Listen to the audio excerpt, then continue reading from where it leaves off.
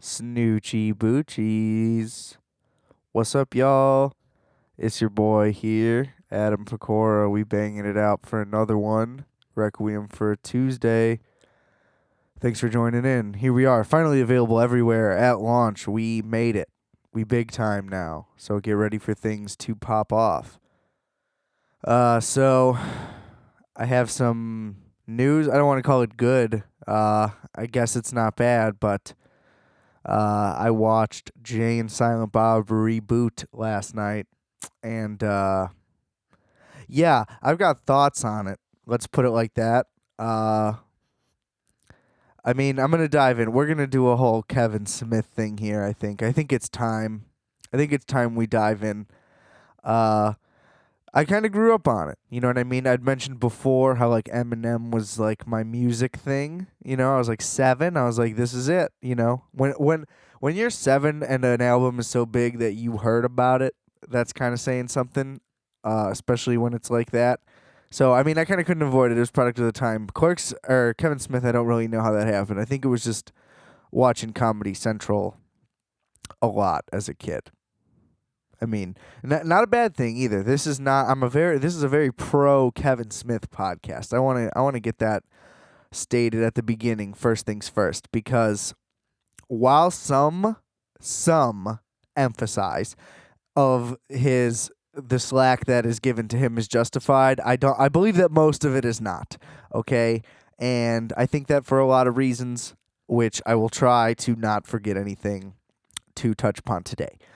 But yeah, I mean, first of all, leave him alone. But second of all, I'm going to not leave him alone and totally go against that at some point because, I mean, frankly, we're just being honest here.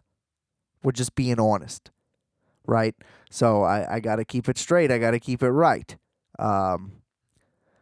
Yeah, I mean, I'm just going to start with the movie from last night and then we'll do a little Tarantini magic and we'll do some jumping around. Here's the thing. I'm going to say spoiler alert just because, like, on the off chance you had a nice lead up going in, I kind of let it go. I mean, you don't have to, though. You can just listen to it because, frankly, if you're a fan, I'm a fan. Like, I'm admitting that I'm a fan. You don't need to watch it. It does not help. Okay? I mean, if your thing is like, I haven't seen this or Yoga Hosers yet, I mean, definitely skip Yoga Hosers instead. Like, if you're choosing between one or the other, don't get me wrong there. But you're not missing anything. Okay? There's moments in there. But yeah, so spoiler alert, I'm going to go through the plot because it doesn't fucking matter. It is what it is. It's kind of a thing. I like to equate it to already, I guess. Dumb and Dumber 2, and while on the surface level that may be similar, for those who don't know, both films feature like a whole long lost daughter plot thing, and I would say that Jay and Silent Bob's is even less thought out than Dumb and Dumber 2, but about the same amount of effort was put into the movie. And that's not to say that Kevin Smith didn't put a lot of love into the flick. He's great. I know that he cared about it. Like, I can tell that. But, I mean, it's like all the meat and potatoes were there. Like, the steak was there, but the sizzle wasn't, if that makes any sense. Like, it's like somebody wanted... It's like the way Slapshot, like, has a straight-to-DVD sequel from, like, 20 years later. It's like the same type of quality. It's as if somebody else made it, frankly. I mean, that's at least how it seemed to me. It doesn't have any of the things we liked about it. It was all very forced. Yeah, I'm kind of speaking generally without any information. So let me dive in. Basically, the whole movie starts out on this ridiculous and terrible opening. Okay, the Quick Stop is locked up. Like, it's a zoom in of the Quick Stop, but like next to it is a place called Cocksmoker. Okay, good reference. We're starting off on top, but like no back thing. You just already like, okay, that's where this is. And then the cops show up and raid it, and it's Donnell Rawlings, but he like doesn't even really get to shine. So it's like, why even bother having this be here? And then the other cop guy that's with him is one of Heath Ledger's Joker's minions. it was the guy, I don't know, one of the laughy guys who died. You know what I mean? The creepy thin looking guy who looked like the live action version of the Corpse Bride guy, like the character. So if you brought that little claymation guy to life, you'd get that fucking slimy prick. But yeah, so and then it's like a weed shop that they're pretending is a chicken restaurant, and it's like, I guess why? Because they were in Clerks 2 and like there was a movies involved in it, that it's all of a sudden gonna just make sense for them to open this restaurant. And that also doesn't make sense because like they point out that Silent Bob lost weight because he was vegan, but so it's like that's not a good cover, and I guess they got busted because it wasn't a good cover. So I mean, I guess that kind of justifies itself, but like why would that be a thing? You know, I don't know. And then they're immediately like going into a thing, and then Justin Long is there, but he's like doing a bad character. So it's like, why does this need to be Justin Long? Kind of the same thing with Donnell Rawlings. And then the whole thing in the court just kind of breezes by. It's like, here's Craig Robinson for no reason. He doesn't really get to do anything either. And then it's just over, and then they're like, okay, we're going to do the plot of Strikes Back again. Now, while that's just an instant, easy criticism to make, I do like that they were going to do this plot again. Like, that is a very Kevin Smithy thing. But like some probably don't know or don't remember, Clerks got an animated series that was very short-lived, but was actually excellent. And on their second episode, they did a clip show, which was awesome because it only had footage from the first episode, and I thought that was hilarious, and I think a lot of people did. So I get trying to do that whole like meta reboot structure comedy thing, and that's a very thing that he would do, but like it just didn't have any of the juice. There was just none of the magic, and at the same time, like, look, I don't mean this to be like a judgy thing, but I mean like, hey, hope everything's good, but Jason Mewes, you got something changed in his face. You know what I mean? And it's got real like Artie Lang mugshot vibes. You know, it's like like your nose collapsed or something, or he got work done or something. Maybe, I don't know, but he looks like a completely different person. It does not get easier. It's not like The Irishman where you're like, all right, fuck it, I guess I'm used to it. No, I couldn't get used to it. I've seen the guy too many times in too many movies, too many times. You know what I mean? Just like I've rewatched his shit so much. It's like I know exactly what Jay's supposed to look like, and he doesn't look like this guy. And skinny Kevin Smith, hey, like while Silent Bob doesn't work as well as a not fat guy, you know, glad you're thin Kevin Smith. I'm glad you're in good health. Good for you. But it's weird when they look old, and it's weird that they're old because they were young drug dealer guys. Anyway, yeah, and so they just end up like having to go to Hollywood, but it just ends up being like really easy, and it just seems like, I looked it up, somehow the budget was $10 million, but it really seems like they were just on like sets the whole time, and it's like if they spent that money to build sets, then maybe you shouldn't have, I guess. I don't know. Like, Jay and Silent Bob Strikes Back was a genuine road movie for a minute, and then, like, I actually like it. I'm a defender of that flick. I'm going to get into it because I'm going to do a movie-by-movie thing once I can wrap this fucking plot summary up. But this is not it's, like, technically a sequel to that, but it's, like, not. Trust me, it isn't. It is not in the same spirit of that movie in any way. And the thing is that, like, I get that, like, every movie in the View-esque universe, for those who don't know, Kevin Smith built the cinematic universe way before anybody ever did. And every movie kind of had its own tone, even though they have all the same people, and this one has all the same people. But I feel like a sequel should still kind of match its tone, where, like, Clerks kind of did. Again, I'll get into that, but this isn't like any of them. If anything, this is the most like Yoga Hosers, which is the worst thing you could ever hear, especially considering they're supposed to be giving their own movie. But like, Jay and Silent Bob Strikes Back was just like its own crazy kind of thing. It was like the spoof on a sequel being bigger and better, but like it wasn't really a sequel to anything, kind of. And like, those guys are always doing like crazy, wacky adventures, and this one just wasn't. It fell flat. Like, that was supposed to be like an even like crazier step up. You would think that the sequel would be, and then like, where do I begin? I mean, they instantly find Shannon Elizabeth's character, who I don't remember, but they were like the love interest from the original movie, and they had like a real thing. And I get like she probably just didn't really want to do it, but she's in and out, no problem, and they just like squash that. And I don't know. I mean, long lost kid is Kevin Smith's kid, and it's like I get it. Like you're trying to like make something happen for your kid, and that's awesome. Does it fit into the Jay and Silent Bob movie though? You know what I mean? And I get, and he like references everything that people don't like that he does or has been doing in the thing and makes a joke at it, and that's kind of neat and cute.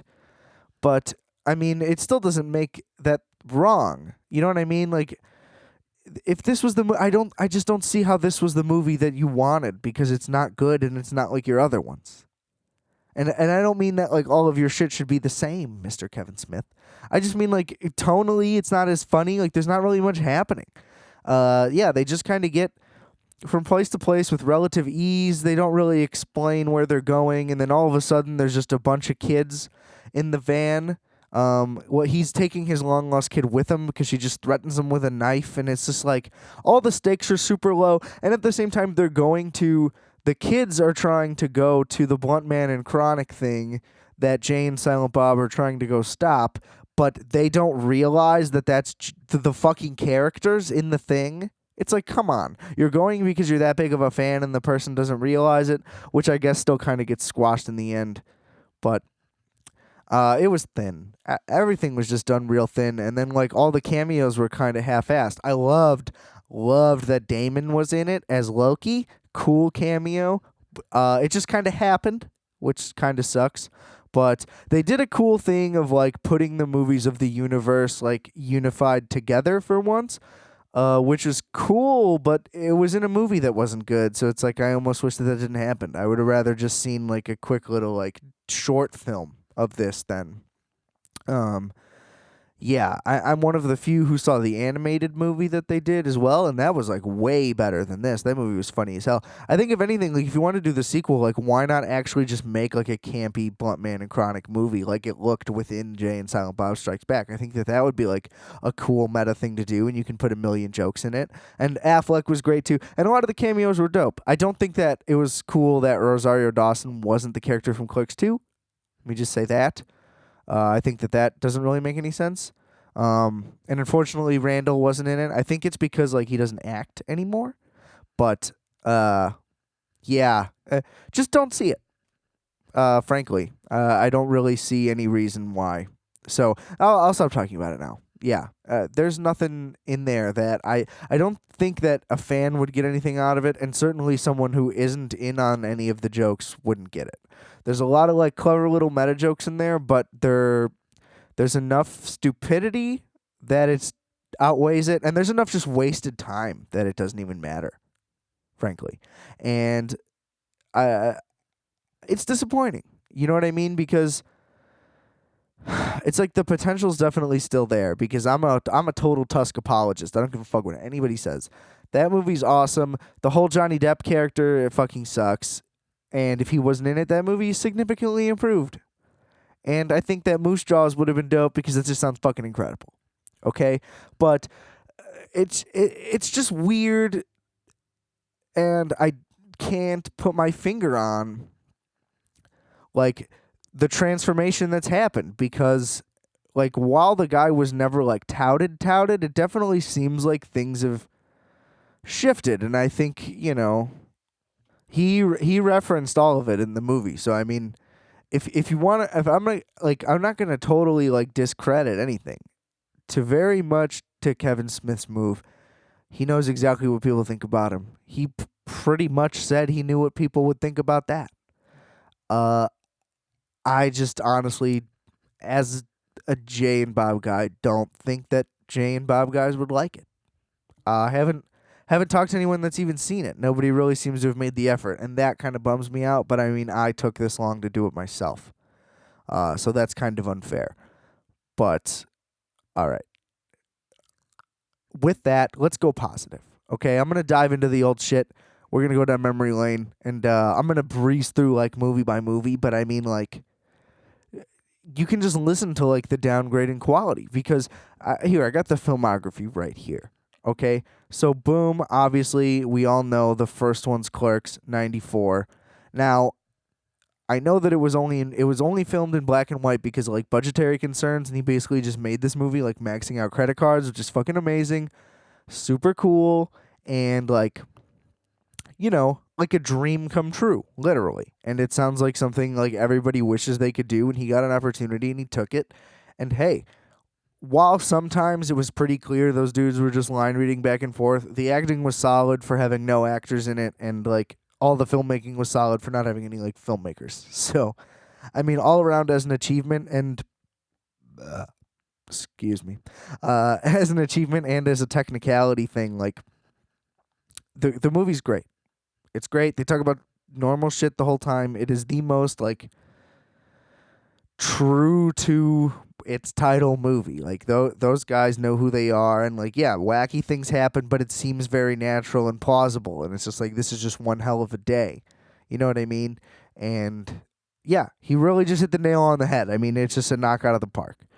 Mallrats, weird comic booky commercialized sequel to The Thing, but I love that the characters carried over and they did a whole thing. But I mean, for me, Mallrats is just like, I think like it was almost like trying to play it safe, kind of, but it's like I don't know. It's like trying to expand a thing that didn't really need it. You know what I mean? Like, we kind of needed a whole new direction, but this is kind of just like an extra thing. I feel like Mallrats was kind of seen the way the Strokes' second album was, if that makes sense. Everybody's like, okay, you kind of did this already, which I don't agree with on the Strokes side of things, but I might actually get into the Strokes later because that new record's pretty sick. If you haven't checked it out, check it out. But yeah, I think that it was kind of like that same vibe, if I had to guess. But, it was just kind of whatever. Pretty funny, has its moments out there, which is cool. Kind of made Strike Back made sense. I guess that may be what the sequel to that is. And then, getting Affleck and Damon involved for the next couple movies are fucking sick. So, like, great relationship there. And I'm glad that, like, that pairing is in there because that's super fucking fun to watch. So, yeah, Chasing Amy's next. Probably like one of the more well critically received, but I guess that's because it has like a more serious thing to say. Not a huge fan. I mean, it's just whatever. It's cool. Like Bluntman and Chronic, Jay and Silent Bob are in it. Bob gives the great speech at the end. Blah blah blah. Guy's in love with a lesbian. It's tragic. I mean, that's pretty cool. Jason Lee's awesome, but doesn't tickle my fancy. It's not really where I'm at. And then we get into, so I would probably put Clerks at 1 so far, but it's getting knocked out immediately because I think Dogma is probably his best movie. And if you don't know what happens, basically, this woman realizes that, or finds out because of an angel who's fucking Alan Rickman, which is awesome, right? And she finds out that she's like the last descendant of Christ, and then she has to go to a fucking church to stop Ben Affleck and Matt Damon, who are like these evil angels banished to Earth, to like they have to like stop them from entering this church, otherwise like the universe will end. Pretty fucking awesome. And guess what? The stakes are kind of there the whole time. It stays funny. It stays interesting. There's not enough special effects that they ruin the movie or the action sequences. And I think it's just pretty well done. There's a lot of great comedy legends in there. I mean, fucking Chris Rock is part of the main cast. Sorry, I'm going full cylinder. We're going Kevin Smith. I'm in the fucking zone right now. I'm just feeling it. But yeah, Dogma's fucking awesome. Okay? I highly recommend it if you haven't seen it. It's where Buddy Christ comes from. You've probably seen the big Jesus who's winking and pointing. They just... Another one, really well done. Glad that movie got made. That doesn't seem like anything that anybody would allow to make. It has like a whole warning at the beginning about like, sorry Catholics. But yeah, I mean, it's just a great flick all around. Everybody's in it too, like the whole universe cast. And when I say that usually means, basically just everybody that's ever been in a Kevin Smith movie is in that movie. It's fucking awesome. Then Strikes Back, same thing. Everybody's fucking in it. Will Ferrell gets thrown in the mix. I mean, that thing's just a blast. It's more of like the stoner comedy, but then it's like the meta comedy. It's great. I'm a big meta guy.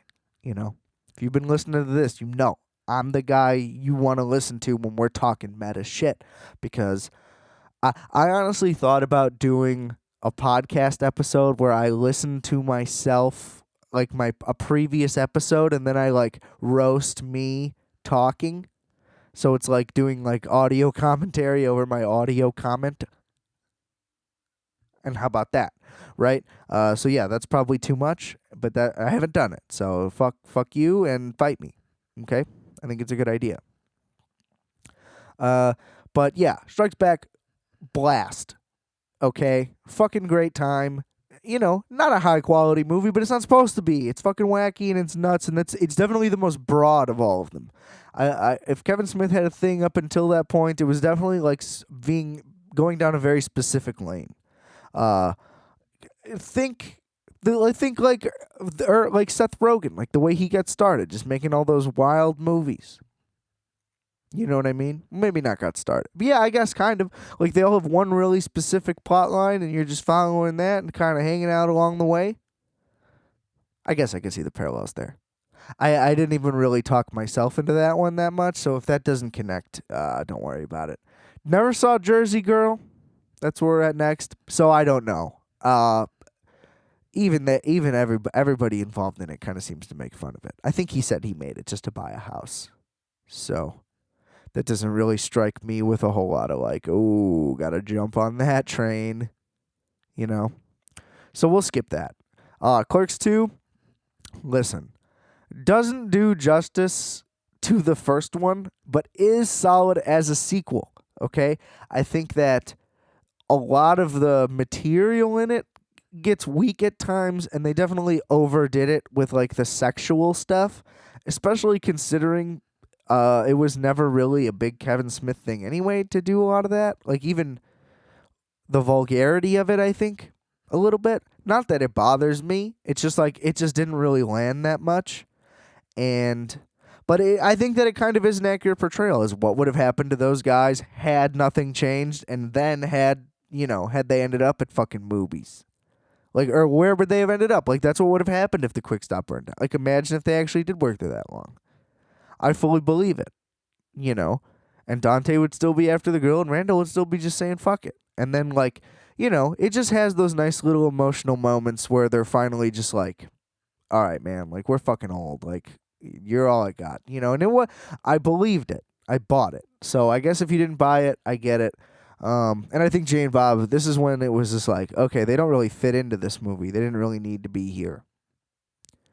I think that Strike Back probably should have been their last thing. I think it was originally supposed to be like the last View Askew movie, period. Right? Where like all of these interconnected characters and actors were finally going to end there. Now, I like that Clerks 2 is a part of it. I think that ending on Clerks 2 would have made sense. But, yeah. Well, so that does end the original universe until we get up to Reboot. So then I'll just kind of breeze through these next one. I get that I've been fucking ranting on it. Listen. It's important, okay? Isn't it weird that I've talked about how I want to do Paul Thomas Anderson and how I want to do Quentin Tarantino and blah, blah, blah. And those guys have less flicks. I've seen all of them. I like all of them. And I'm still here doing Kevin Smith first. It's a testament what'll fucking happen sometimes. Let me tell you. Things just work out. Because I watched that movie and I was like, I cannot wait to talk about this. Boy. Zach and Miri make a porno. Whatever. It was okay. Didn't live up to the hype. Seemed like it could have been okay. Cop out. Didn't bother. Everybody shits on it. Same thing. Kevin Smith himself, everybody that was in it. Just seems like an all-around disaster. Red State, never saw it. Most people didn't. Seems like it might have been okay, but clearly nothing noteworthy. Tusk, already mentioned, loved it. Okay? Super underrated, super well made on a super low budget, which is also why the reboot thing, the budget being that high, doesn't make sense to me. It's like, did you put all that money in on cameos? Because it doesn't seem like it seems like all of those people are definitely friends with you and like you. Because first of all, again, not a negative Kevin Smith thing. This is a pro Kevin Smith podcast. Big fan. Seems like the nicest, coolest guy ever. Okay? I'm just saying, all those people are your friends. So like, where is that coming out of your budget? I just don't see where that budget went. I mean, I don't know shit about movies, so like movie budgeting anyway. So like, I don't know what cost what to do what. All I know is like this movie didn't even come out in fucking theaters. So I don't know. Like it couldn't have been on advertising. You know what I mean? Just a question there. That's all I'm saying. Holidays, I don't know what that is. It says it's an anthology film. We did a segment where we'll just pass that. Yoga Hosers, absolute atrocity.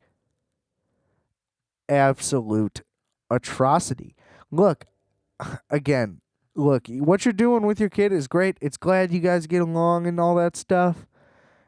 And, you're working together. That's cool. And she's not a bad actress. I get it. So it's just like, can we get her more roles? Sure, but if you make bad movies for her to be in, then no, she won't get more roles because it's like, that's a bad movie. You know what I mean? And trust me, Yoga Hosers was a bad movie. It was terrible. So don't see it. Everything that could have gone wrong with that movie, it was just unwatchable. I'm sorry.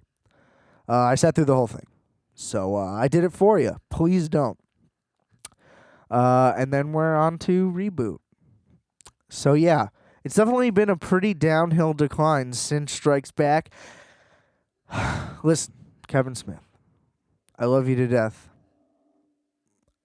I think if you're gonna close it, you gotta channel something. I'm sorry, but the entire core of the View Askew universe, all of those early films are fucking awesome. You can't do the Morrissey thing. There's somebody else I'm trying to think of.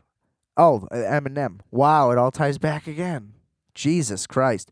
You can't do the where your second half outweighs. Like you can't have your bad outweigh your good. So I'm just saying, like, if it comes to a Clerks 3, I know there was going to be a Clerks 3, it fell through. There was going to be a Mallrats 2, it fell through. Look, I get that Reboot was like fan service for the sake of it, but it was also poking fun at it and blah, blah, blah, and whatever, and it makes sense given the subject matter of Strikes Back. But if the next thing is just going to be more fan service just for the sake of it, then don't do it. Because there were no fans at one point. You know what I mean? Like, we got here because of you did what you wanted. So, like, even if what you want to do is fan service, then I guess nobody can stop you. But you definitely don't have to, and the fan base isn't fucking going anywhere. Okay? All I'm saying is, Harold and Kumar, they went Christmas, and that was still a good flick because it was an original new Harold and Kumar. And again, that was referenced in Strikes Back. He nails all the comparisons, and he knows who he influenced, he knows blah, blah, blah. He knows everything. But awareness doesn't make your movie better. That's all I'm saying. Just because you poked fun and made sure you knew that you're in on the joke and everybody knows that you know what people are saying, it, you know what I mean? It doesn't make what I'm watching any higher quality. It's like, okay, well, I'm glad, it's good to know that you know, but if you know, you should probably do something about it. That's all I'm saying. So, and I say that with love. You never want to see your grandma fall down the stairs. But it might happen. And you got to be ready for when that happens. But look, watch Clerks. Watch Clerks the Animated Series, Clerks 2. Watch Strikes Back, Dogma. All classics right there. Chasing Amy's great. Mallrats is good. A lot of his stuff, it's underrated. It depends on how you look at it. Looking at the Rotten Tomatoes isn't going to paint the picture. Kind of like early Sandler. It's kind of a Sandler-type trajectory, but I would say that Kevin Smith's earlier stuff is way higher quality than probably anything Sandler's put out outside of Uncut Gems. And that's saying something. I'm a pretty big Sandler guy. I like young Sandler. He was the fucking man, But, if you put Clerks I'm not a Billy Madison guy. I'm a Happy Gilmore guy for sure, though. But if you want to put Clerks up against like any Adam Sandler movie, I'm probably gonna take Clerks. Probably take Strikes Back as well. But that is a pure nostalgia thing. I watched that movie when it came out like fucking all the time. So that's a whole other factor. But yeah, I mean, I don't know. I think that it's cool that you like the fact that he built a whole universe is fucking awesome, but we don't want to see it get tarnished. I've done my rants on the Marvel fucking universe. I think that they're fucking stupid. Okay, Kevin Smith's way more unique and way cooler, and he's a big comic book guy. And I think that if somebody did give him the chance to make a $100 million movie, he would do great things with it because he fucking cares. He's a fan of the shit. He wouldn't ruin it. I think. I don't know. But I think if you're going to give anybody a chance that, you know, at least clearly knows how to like fucking make movies and like care about characters and shit, give it to him. I mean, he fucking writes. They've given him like comic book series to write. So just a thought. But yeah, love Kevin Smith. Sad for where it's at. That I'm surprised I went that deep into it, but hey, you know, there was a lot to cover there. But we're gonna move on. Let me know what you think about Kevin Smith. You know, we can talk about it. I may have forgotten to mention at the top of the show, but please rate, review, subscribe, whatever, comment, blah blah blah. It'll really go a long way towards my thing. Turnout's been pretty solid since coming out. Streaming everywhere. It kind of just instant boost, which makes 100% sense. Sometimes you gotta just fucking do something to realize that it's people were right the whole time. You know. But whatever. We out here now. We grinding it out. I'm looking into some merch options. It's looking kind of promising. I'm not gonna make any promises, but could be coming soon. Something to watch out for. As always, the easiest way to keep up with stuff is to follow me on Instagram at adam.rfat, RFATIG. You feel me? One of these days, man, I swear I'm just going to bust out and lay down a freestyle out of nowhere on y'all, and you won't even believe what's coming. I'll bust a big LJZ 96 style freestyle. That would be impossible. If you haven't heard that, there's probably a few of them, but there was one that came on the other day, and it's just like, Jesus. You listen to the whole thing, and they go like, what do they do, like 64 bars a piece, back and forth, and it's like, I get it, you know, like the New York people, I kind of get their whole, like, arrogance, like the whole 90s era thing, where it was like, this is the place to be. I mean, they got a point, you know? They did kind of crush it. They kind of invented the whole thing. You know, you gotta be proud of something. Then Wu-Tang was just like, yeah, we're over on Staten Island. Get us out. Somebody help. But they made it. Woo-woo. Oh, speaking of which, though, I will add one more thing. Jay and Silent Bob, for the gimmick of the movie, but kind of interferes with the whole thing of Strikes Back, their favorite movie is Now How High, and then there's a Method in Red cameo. They did a great job. Let me just say that. Method Man, always incredibly charming. Have never not liked listening to Method Man say anything. So, let me just throw that out there. METHOD, man. You know how it is. But yeah, speaking of La Musica New York, the boys, the Strokey Strokes, dropped that new record, The New Abnormal, on Freitag. Und ist gut. Sehr gut. That's very good. For you non-whites of Germany. Yeah, I fucking loved it. I think that I think that they've been like kind of, well, here's the thing, right? So clearly after the first 3 records, we all know there was like a power shift, blah, blah, blah. Everybody wanted to do something different, whatever. And then like Angles and Come Down Machine came out, and it was them like kind of like, they definitely clearly went in a new direction, but they kind of just like picked a new style to do. They didn't really like change what they do, if that makes sense. Like they're playing in the same exact style, just like with different instruments, like synth versus guitar. I feel like it's still very much like these are 100% like Strokes songs. But I think that that's always a thing that they've been able to master, is like being really signature, which I I mean it's unbelievable. The thing is just like what sucks for them, but something's always going to suck for everybody. It's just that like it's one of those things where you either like how the Strokes sound or you don't. I don't understand how anybody doesn't, frankly. I was in the boat of like I don't like them because it's like it's cool to like them, right? I was like they're just, you know what I mean? I don't like cool stuff. But then I listened to it and I'm like, yeah, I mean everybody's right, you know. I'm not going to make a big thing out of this.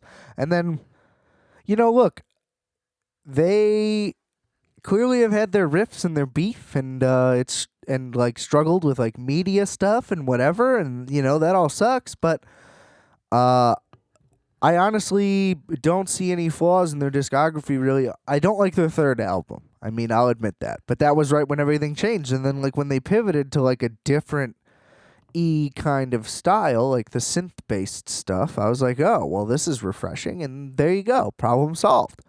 But everybody else doesn't seem to think that way. Like, mostly it seems like just because of their attitudes, though. And it's like, well, the attitude doesn't change the music. The music fucking rips.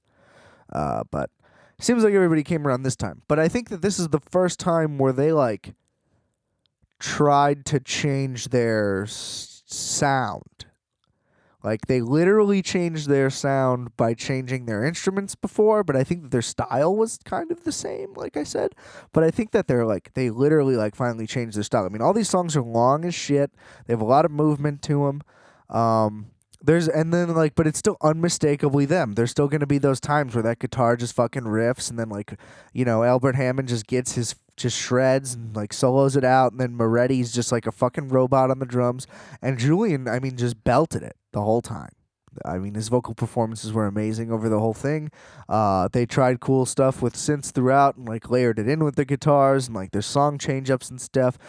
And just overall, I mean, it's just like, wow, y'all really put in the time. And now, I mean, when you're 7 years between records, the record's got to be good. They put out that EP a couple years ago. I was like, yeah. But it was a little EP, a little refresher, so it's like, whatever. Who knows what that means? But yeah, I mean, and the Basquiat on the cover, mwah, makes for beautiful merch. Immediately when they put the hoodie out, I'm like, of course I want it. Didn't get it. There's a pandemic going on, but I might, have a nice Basquiat Strokes hoodie. Rare collab, hashtag. Where we at on the hype piece meter there? I mean, look, is this it? I don't see any way that that's not always going to be their best album. I mean, I would probably put that in my top. Oh, I gotta watch what I say. 25 albums ever guaranteed. Now, that may be broad. It may end up way higher than that. I don't know, but I think it would almost for sure crack the top 25. That's a list that I have wanted to put together to try to go over on an episode, and I am not happy with thinking about like me publishing it and then like stumbling upon like a post and I'm like, oh no, I forgot. You know what I mean? And you realize that you left off like 6 albums that should be in your top like in your top 10, and you're like, oh fuck, what a narrow-minded thing. I should have put more into that. I don't want my like top records or top whatever podcast to end up like a paper I threw together the night before, but that's likely the amount of effort that I would put in at this stage in my life. So we might have to wait on that list. But I think that album is like that good. I think that it is all time good. I think that the hype leading into it, while I don't know what it was like because I was like 5, I think that it was all totally justified. I mean, I can only imagine what it would have been like to be like branded the saviors of rock and roll and like all this crazy shit, and to be like the only band that anybody gives a shit about because there are no other bands. It's like, you guys are surprised these guys are acting like assholes? They're doing exactly what you guys want them to do.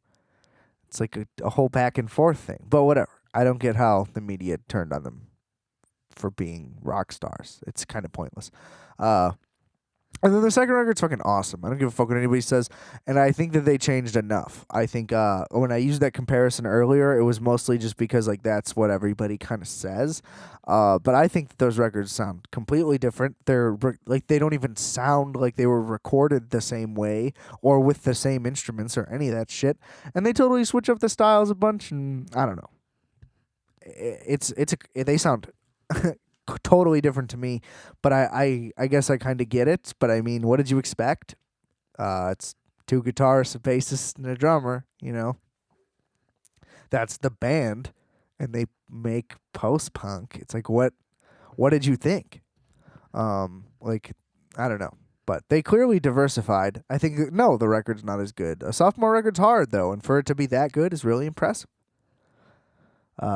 Third one, I don't like it. Gave it maybe one or two chances. Could probably give it another one, but we'll see. I don't know. And then Angles and Come Down is how I got into the Strokes. Weirdly enough, I loved Tap Out and like Welcome to Japan, and like it starts way better than it ends. It doesn't really hold up well as like a whole record, I don't think, but it's cool. And Angles is cool. Like they're cool records. They sound good. It's not really something you can listen to all the time, but it's good. Like if I was ever in a convertible, put Angles on. Let's go. And yeah, I mean, it's cool because it sounds like they kind of like it seems like Julian brought over like some of his more experimental side from the Voids over, which I'm all for because I thought that their last record was unbelievable. So if you haven't listened, dive into that. So yeah, that's my current state of media consumption. I kind of try to start 90 Day Fiance. Boy, let me tell you, it's pretty fucking rough, okay? Everybody keeps talking about this show, and, like, I get why it's crazy, but it's still that TLC editing where there's only, like, 18 minutes of content. So they, like, edit scenes as before and after commercial breaks, so you watch the same, like, minute over and over again. Like, you watch it, like, 3 or 4 times an episode. And it's, like... I think what they're really trying to say is that like all of these people like don't really have any interesting interactions other than these little quick moments we show. Because like really every single conversation that's on this camera is like something awkward or something weird or something dirty, Some of the people just seem like fucking scumbags, some of them seem like they're, there's a Mormon kid. He seems like he's about to fucking kill somebody at any second. He is horrifying. He's like, yeah, she used to party in Russia, but we're Mormon now. And he just keeps saying, like, we're going to fuck when we get married. Can't yet. He's just like wide-eyed into the camera, white knuckling, like it's just his pants. He's just like, bro, we're going to get married and we're going to fuck. Okay? Take the fucking spotlight off of me. Like, he is about to burst. That dude has jizz up to his knees. Okay? Somebody pump that guy clean. I hope that they did get married. I'm probably not going to go through with watching the season. It's mostly just, like, horrendous age differences or, like... Most of the people got baited into it. I'm sorry. But at the same time... So, the premise of the show, if you're not familiar, is basically like... Oh, I met a foreign person... Usually through the internet. A couple of them met him in person, and they're like, I want to marry him. They're coming. We got 90 days in America. If we're not married in 90 days, like, they're going to go to prison or whatever. And it's like, okay, it's probably not even that serious. Whatever. Everybody says that, like, they have to decide. From what I've read, the visa that you have to get that this show is about means you're committing to the marriage as a guarantee. But I mean, I get that. I get that that's not a real thing for most people because you realize that you abandon everything everything and everyone that you know. And you might realize that that's a bad idea for some crazy bumfuck from Alabama or whatever, who turns out to not have that much money. But they give the premise out like it's a fucking game show. It's like, all right, brought them in. They got 90 days to choose. And I don't know. It's just fucking weird. You know what I mean? It's like a 60-year-old guy and then like a 20-year-old chick. And it's like, well, wouldn't you leave that impoverished country?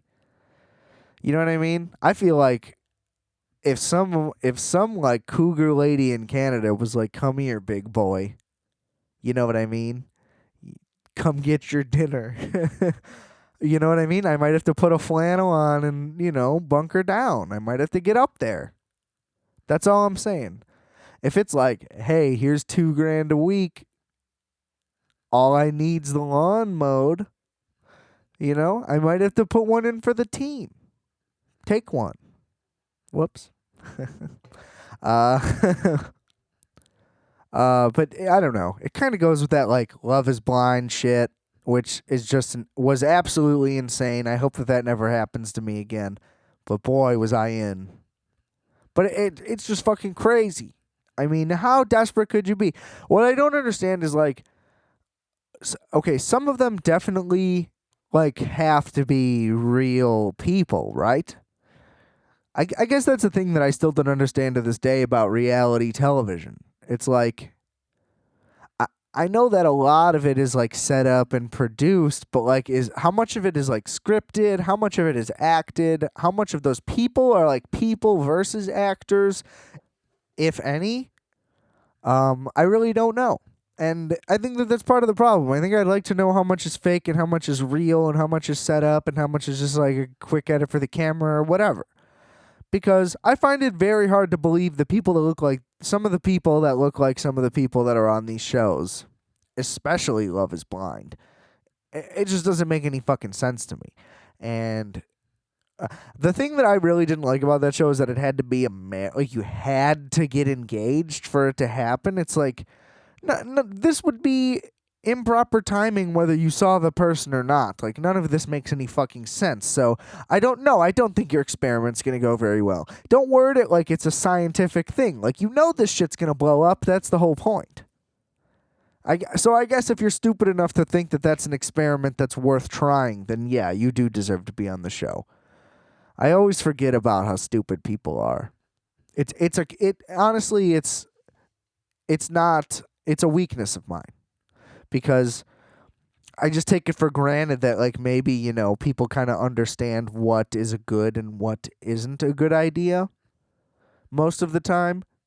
But, then I'm at Jewel today and these people are just fucking open dick slinging everywhere, like mouth breathing on the water bottles like it's nobody's fucking business. There's one-way signs on the things and you're just coming at me full speed, cart to cart. You're going to look me dead in the eyes, open your mouth, stick your tongue out, leave a little bit of saliva in the air. You know what? You're lucky, bro. Because I don't need your moisture. I'm blocked off, okay? I follow the rules. This is the best time to be a guy who not to be a guy who follows the rules. You don't want to be a guy who follows the rules like all the time, or a girl. Like you just don't want to be a person who's just like always following all the rules. But now is the best time to follow them. You know what I mean? Even if you normally do not follow rules, follow these. Just follow them, and then you can go break as many rules as you want later. You know? You're ruining the pizza party for everybody. It's like when everybody's like, yo, if you guys are just quiet for today, for 20 minutes, we'll have a pizza party. And then one kid, like 18 minutes in, is like, I could be a bitch. And they're like, Jimmy, what was that? All right, that's it. Pizza party's canceled. That wasn't a good bit. I'm sorry. But that's just a reflection of reality, you know what I mean? And then we all beat the shit out of Jimmy. We threw fucking dodgeballs at his face until he bled out of his ears. There's no Jimmy anymore. Just kidding. But yeah, I mean, just fucking listen, please. You don't know more. Nobody knows more than anybody knows about this. And it's like at the same time, all those people posting those like, Biden's a creep. Look at how terrible the president is. It's like, yeah, we know. You've been posting this for like 2.5 years. You've had the same friends on Facebook the whole time. You know what I mean? Like, The people who don't agree with you are still going to not agree with you, and the people that always have still will. You don't really need to keep doing it. Like, why are you updating it like you're fucking Anderson Cooper? I don't get that. It's like, oh, a new terrible thing happened, and you're like, oh my God, can you believe this? We need to do something about it. It's like, yeah, we do. I mean, I agree, but just like you, I'm also not doing anything about it. You're just telling the same people over and over again. I think they get it, you know. I think a lot of people certainly agree that we should do something. Not a hot take. You know, not an original thought to think that maybe something should be done about corruption and shit. Maybe attempt next time. Maybe take a shot yourself. Because it seems like MSNBC wrote that article. Seems like you didn't really do anything. Glad you got a point of view, I guess. But we all knew what it was already. So, yeah. We get your stance on everything. You've made it abundantly clear, ladies and gentlemen. Sorry. That was one of those hot moments. You know what I mean? When you're just like, you know what? I'm going to say something. And like that's when you finally tell your aunt with like the mole on her neck that she needs to stop kissing your face because she wears lipstick for no reason and she smells like mothballs. And it's like, you don't need that juju on yourself. Yeah. I don't have an aunt like that, luckily, but I've been in those moments. You know, there's some ladies with some goiters that want to get all up in your grill for no reason. And I think that that's unfair. You know what I mean? How about we have a wokeness for children? How about we do that next? How about we stop kissing little kids on the face all the time? And by we, I don't include myself in that because I wouldn't do that because I'm not a psychopath. Okay? Do that to your own children. Sure, show love and affection to them. They need it. If you're just some old lady who's just at, you know what I mean? Like, sure, you got invited, but you're just at some party with a bunch of people.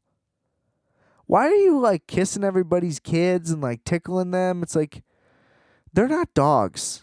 You know what I mean? It's weird. They don't seem to be into it. You know, people are just powerless. And then you're a kid. You're like, Mom, that lady's gross. And they're like, shut the fuck up, okay? Man up. We're at a party. Be nice. And it's like, what do you mean be nice? I was just manhandled by a very pruny, thin woman. Her bones stabbed me. That doesn't even make sense. Who's sharpening their fingers? You know what I mean? She didn't even have nails. She got that osteoporosis. She don't get no nails. She's got those bony-ass fingers.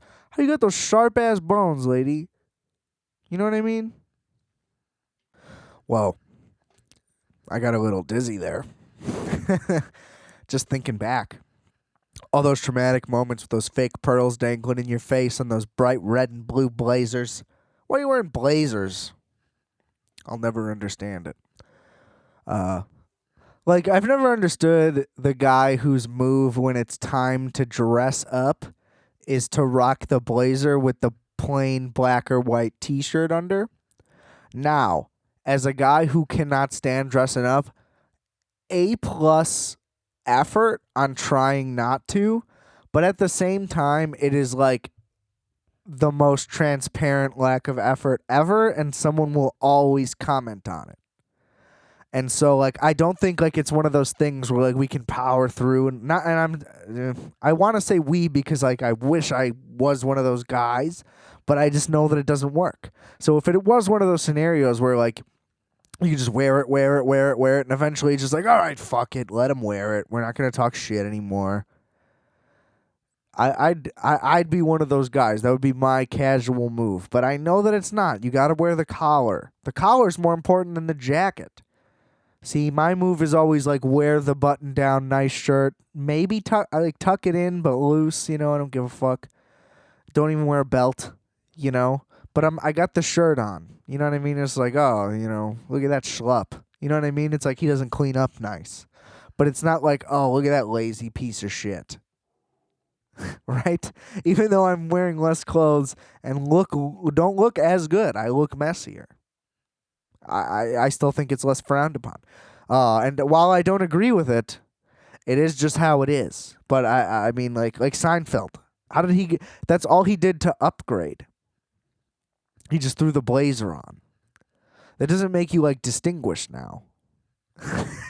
Or whatever, you know what I mean? Whatever it's supposed to be. I get why Stan Van did it. Back in the day coaching the Magic. You can't be rocking those collars like that. When you got that husky neck.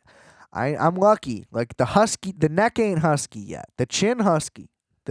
The chin is a big meatball. I get it. Trying to get rid of it. We're seeing how it goes.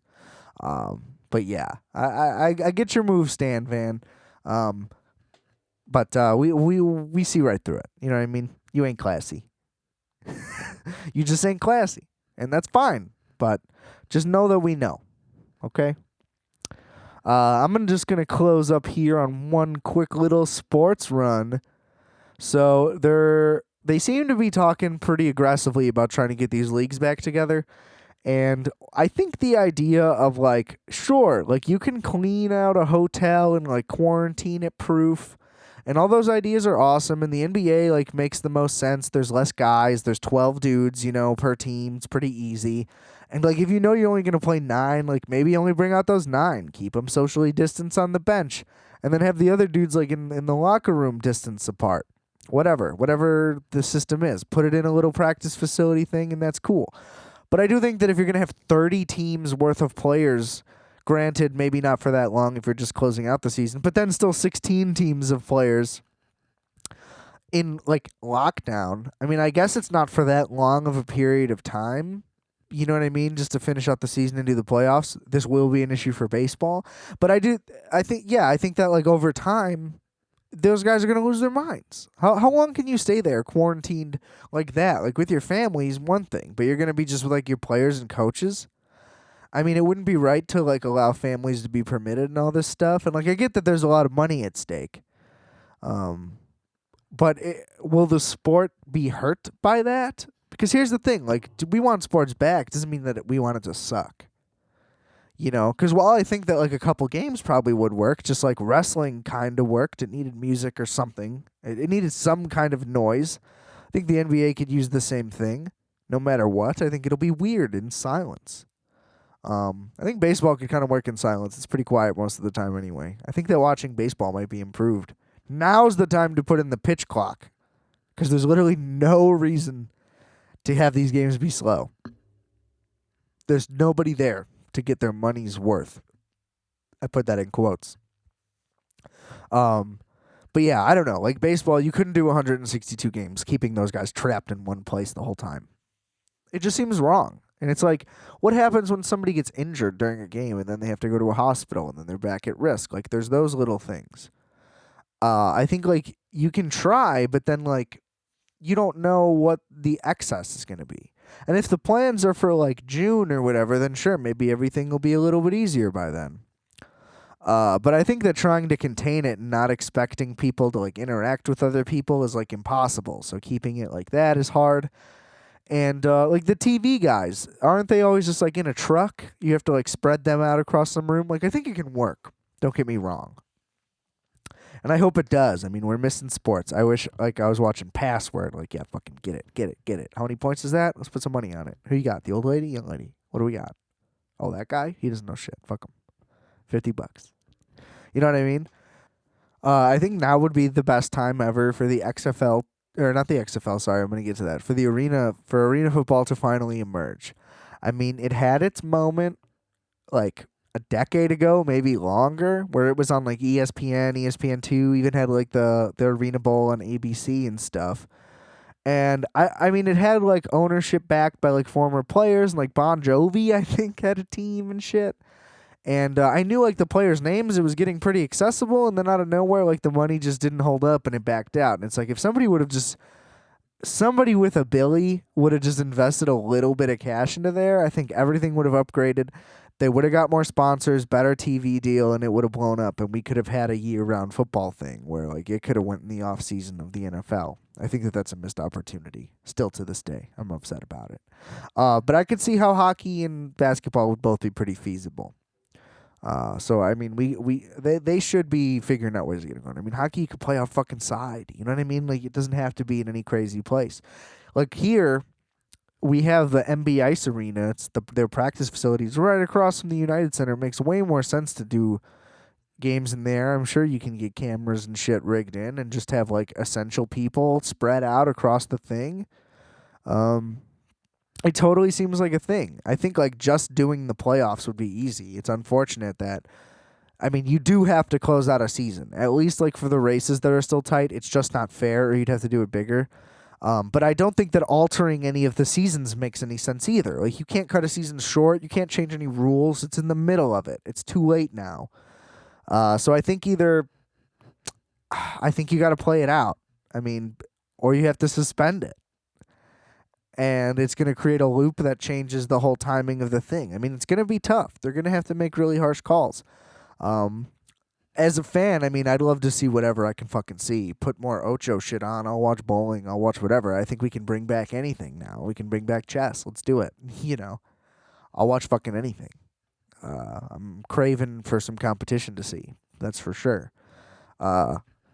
And speaking of which, like rest in peace to the XFL, they seem to finally do it right this time. That was why I was bringing up the Arena Football League. It's because that is how we can watch another kind of football. It can't be the same size field with like the NFL's got all their guys. You know what I mean? And there's like backup guys and there's practice squad guys, and those guys are barely some of the guys that went to the XFL. You know what I mean? Like some of the guys didn't even leave practice squads and stuff. They're just street guys. And while I think there may be a handful of dudes that the NFL missed out on, but for playing, that's a whole nother story. Playing time, I'll talk about that forever. But I think like on a roster, they at least have all the right people. Their whole thing is to just have NFL caliber players. And when you look at half of the NFL and half the teams aren't even competitive in the playoff hunt, how do you expect there to be more guys? There's not enough guys to have 16 playoff teams. You know what I mean? Like we're having division winners sub 500 still. There's not enough guys to make every division competitive. So how can there be an entire league's worth of other players that can put on a product that rivals it when I don't even want to watch, the Bengals play, the Dolphins, name fucking 10 more teams, the Chargers, whoever. So that's why I'm saying at least if it's in the Arena League, like, yeah, maybe the skill sets are a little different and it would be definitely harder to get called up to the NFL. It's more entertainment for us because those guys can do more damage. They can score a bunch of points. It's exciting. It is the football to basketball what slam ball is basketball to football. Slam ball is like more basketball, and then arena is more football, obviously. But I miss slam ball. I wish that would have caught on as a national sport too. For all my fucking slam ball people out there, represent. That shit fucking rips. Okay. But yeah, I think like watching a different kind of football is a solution. Like the CFL is the opposite thing of that. They made the field way bigger, which I think is a problem. It's too spread out. The compactness of arena football makes it fun. It makes it exciting. It fits in regular stadiums.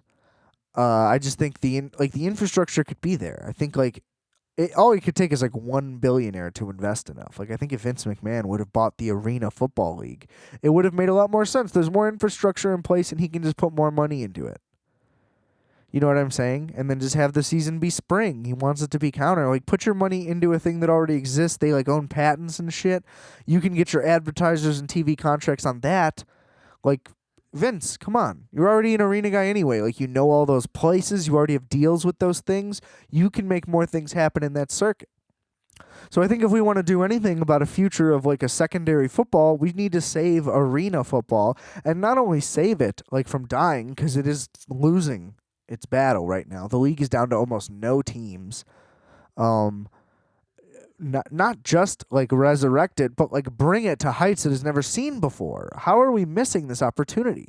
I mean, as dumb as it sounds, when I was a kid, I wrote letters to the NFL being like, yo, help this thing and make it like a farm system. I didn't understand that might not necessarily work at the time, but I mean, if he could even do the old school XFL thing where like you do more hokey story modes and stuff because you're in the arena, you know how production works in an arena. That's cool. But either way, like the sideline interview stuff, all the innovative stuff they just did with XFL that people liked, bring that to the arena league, dude. You can do it for even less money and get those same TV deal. I don't know. I'm just repeating myself at this point. I just wish that would happen.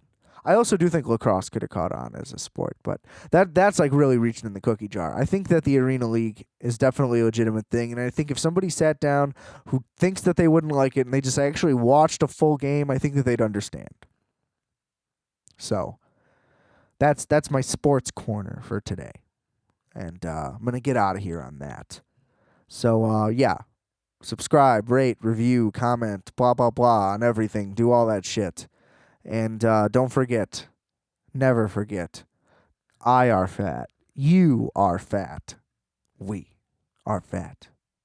Calculator.